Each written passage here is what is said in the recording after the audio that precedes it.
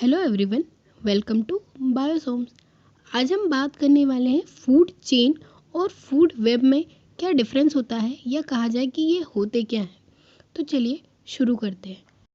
कोई भी इकोसिस्टम हो, चाहे वो लैंड इकोसिस्टम हो, वाटर इकोसिस्टम हो, पॉन्ड इकोसिस्टम हो या फिर फॉरेस्ट इकोसिस्टम हो, हर कोई स्पीशीज़ या ऑर्गेनिज्म अपने फूड रिसोर्स के लिए किसी दूसरे स्पीशीज़ या ऑर्गेनिज्म पर डिपेंड होता है और वो उसी से अपना न्यूट्रिशन लेता है और अपने ट्रॉपिक लेवल को आगे बढ़ाता है। जैसे यदि हम एग्जांपल के तौर पे बात करें तो जो हर्बीवोरस होते हैं वो प्लांट्स पे डिपेंड होते हैं न्यूट्रिशन के लिए। वहीं जो कार्निवोरस होते हैं वो किसी एनिमल को अपना फूड रिसोर्स बनाते हैं।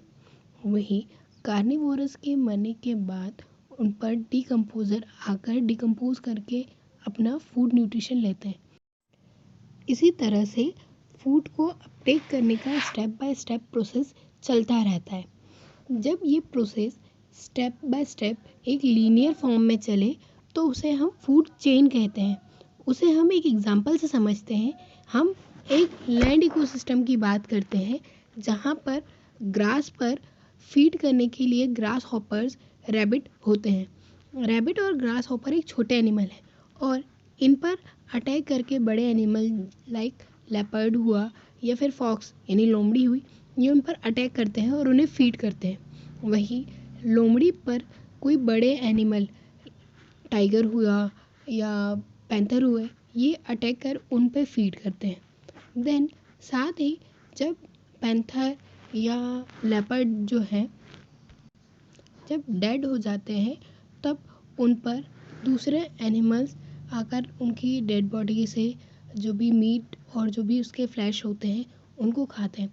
साथ ही इन्हें डिकम्पोज करते हैं। इस तरह से one by one step parallel चलती रहती है। इसे हम एक और एग्जांपल से समझते हैं।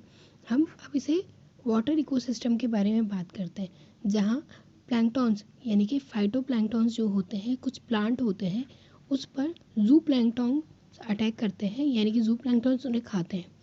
जू प्लैंक्टन्स को स्मॉल जो टाइनी फिशेस होती हैं वो उन पर या वो उनके लार्वा पर, जू प्लैंक्टन्स के लार्वा पर फीड करती हैं और उन टाइनी फिशेस को स्मॉल साइज फिशेस ईट करती हैं। देन स्मॉल साइज फिशेस पर लार्ज फिशेस अपना फूड बनाती हैं और उन लार्ज फिशेस को इसको शार्क या व्हेल जैसी जो बहुत बड़ी फिशेस होती है अपना फूड बनाती हैं। अब ये चेन एक के बाद एक चलती रहती है यानी कि इसे वन बाय वन स्टेप में चला जाता है, इसलिए इसे फूड चेन कहते हैं। अब फूड वेब की बात की जाए, वेब का मतलब होता है जाल। ये बात तो आप सभी को ये भी क्लियर होगी कि ऐसा ज़रूरी नहीं है कि एक ही स्पीशीज़ पर एक ही प्रकार के एनिमल अटैक करे, यानी कि रैबिट पर लोमड़ी भी अटैक कर सकती है, यहाँ तक कि शेर भी अटैक कर सकता है।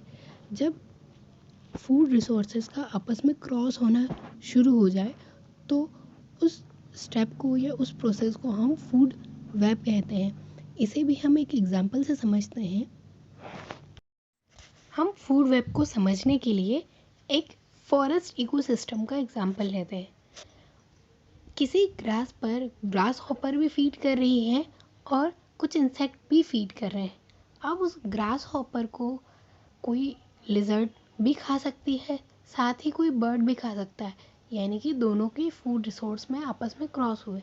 वहीं उस लिजर्ड को कोई भी एनिमल, दूसरा एनिमल भी खा सकता है, या कहा जाए उस ग्रास पर एक रैबिट और एक डियर दोनों ही फीड कर रहे हैं। उस रैबिट को फॉक्स यानी लोमड़ी खा सकती है, कोई लेपर्ड है, कोई शेर है, या कोई भी दूसरा एनिमल जो कि कार्निवोरस है वो उसे आसानी से फीड कर सकता है। और इंसेक्ट की बात की जाए तो कुछ इंसेक्ट्स को स्नैक्स यानी सांप जो होते हैं वो भी फीड करते हैं उन पे। तो इस तरह से एक के बाद एक जब फूड रिसोर्स आपस में क्रॉस होते हैं तो वो एक जाल यानी कि वेब का फॉर्मेशन कर लेते हैं, इसलिए इसे फूड वेब कहा जाता है। आई होप कि आपको ये प्रोसेस थोड़ी क्लियर हुई होगी माइंड में। तो थैंक यू फॉर वॉचिंग।